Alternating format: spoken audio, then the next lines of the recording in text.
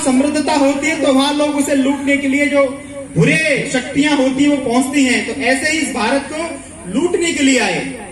आप भारत की शक्ति का अंदाजा ऐसे लगा लो, केवल दुनिया के अंदर आज हम देखते हैं कि हार्वर्ड, ऑक्सफोर्ड जैसे विश्वविद्यालय, यूनिवर्सिटी दुनिया के अंदर हैं। ऐसे ही सबसे बड़ा और सबसे पहला विश्वविद्यालय भारत के अंदर हुआ करता था, नालंदा विश्वविद्यालय। आप ये कल्पना करो कि दुनिया में भारत का एजुकेशन सिस्टम कैसा होगा कि दुनिया का सबसे बड़ा और सबसे पहला विश्वविद्यालय हमारे इंडिया में था। आप ऐसे कल्पना करो कि भारत की जो चिकित्सा पद्धति थी, जो हमारे ऋषि मुनियों थे, वो किस प्रकार से लोगों को ठीक किया करते थे।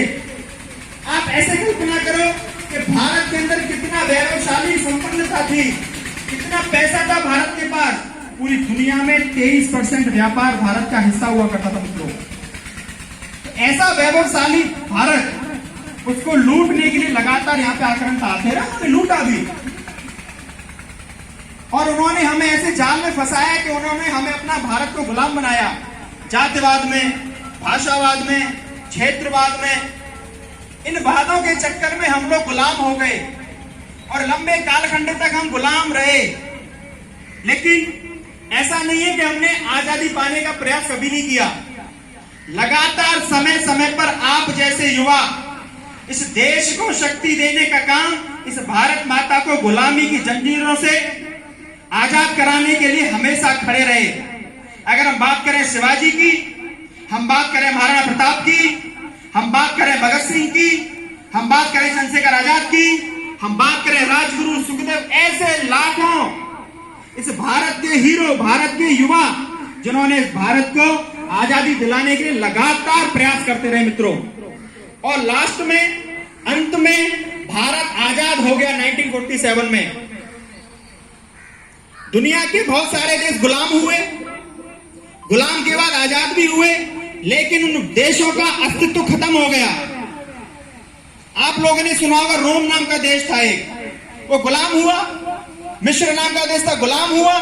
ये सारे देश जब गुलाम होने के बाद जब आजाद हुए तो इन्होंने अपनी अस्तित्वता को ऐसे खत्म किया क्योंकि उन्होंने अपनी संस्कृति को खत्म कर दिया। लेकिन भारत 1200 साल गुलाम होने के कारण मित्रों, हो सकता है हमारे से पैसा लूट के ले गए हो सकता है हमारे लाखों मंदिरों को तोड़ के ले गए हो सकता है कि हमारी माताओं बहनों के साथ उन्होंने दुर्व्यवहार किया हो सकता है उन्होंने में भाषावाद में, क्षेत्रवाद में लोगों को बांटा हो। लेकिन भारत की शक्ति ने, भारत ने कभी भी अपनी संस्कृति को नहीं खोया मित्रों, और उसी के आधार पर फिर से आज भारत खड़ा हो गया है और दुनिया के अंदर भारत का तिरंगा लहरा है मित्रों। आज हम सब लोग इसी आजाद भारत में जन्मे हैं क्योंकि हम युवा हैं, तो हमें उन गुलामी की चीजों को याद नहीं है, तो हमें पढ़ना चाहिए। अगर कल हम लोगों ने मनाए 14 अगस्त को हम अखंड भारत दिवस मनाते हैं।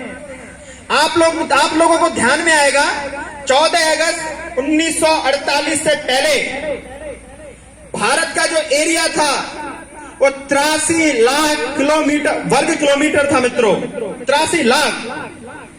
और उसके बाद भारत में से कितने सारे देश बन गए, पाकिस्तान बन गया, बांग्लादेश बन गया, म्यांमार बन गया, भूटान बन गया, अफगानिस्तान बन गया, ऐसे तमाम प्रकार के 9 देश भारत